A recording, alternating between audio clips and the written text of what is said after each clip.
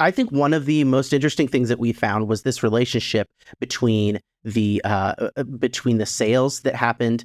We're looking here right now at the sales volume between 2019 and 2023, and you can see a clear jump in basically Q4 of 2021. And if you follow that forward, that big jump is when the loan maturities are being due. And, it's a little bit of a fill in the blank, but it's also the blank that everyone's filling right now. It's not too hard to understand and to make the jump. So all these loans were like 24 months, so like 2 years, like bridge loans that were taken out at the end of 2021, which makes sense because if you think about it, it's really the story of COVID. Yeah. And that since deals didn't transact, so again, look at this chart, Matt. We had the first quarter of COVID. The first like month and a half of like 2020 was like kind of sort of normal. I mean, remember, it wasn't really till like March or so that like everything shut down and like no more deals. So that's the first quarter was relatively normal, and then it really kind of just dropped off into where there were very few deals. Where again, if you look back to 2019, Q2 has typically more deals than in Q1. But they dropped off, and no one was really doing deals. At the end of 2020, some people finally got in the market and did some deals. So there's a big jump here, really back to just historic levels of normal deal flow.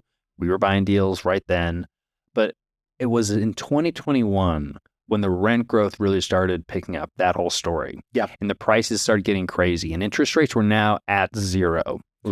That people were looking to do deals and finally started closing those deals that they had been working on at the end of 2021. Yeah. Starting in October, rolling through November.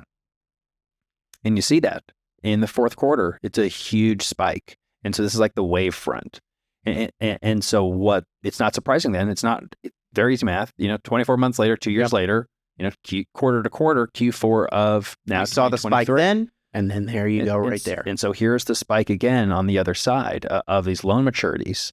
And so what I'm have been like referring to this kind of period of, and you've really highlighted, Matt, this section really can all the way through 25, kind of October to October 23 to October of 25 is like, this is when there's a lot of maturities in general throughout this entire year. Yeah. But I think this period of, again, October, really kind of fourth quarter and just a brief part of Q1 of 24 is where we're going to have like the maximum pressure on the system. From maybe even that specific situation. And one thing that I was thinking of is because there hasn't been a lot of deals, of deal volume anyways, then the few deals that do sell, they may set the market in a way that, all these people that aren't participating, they may regret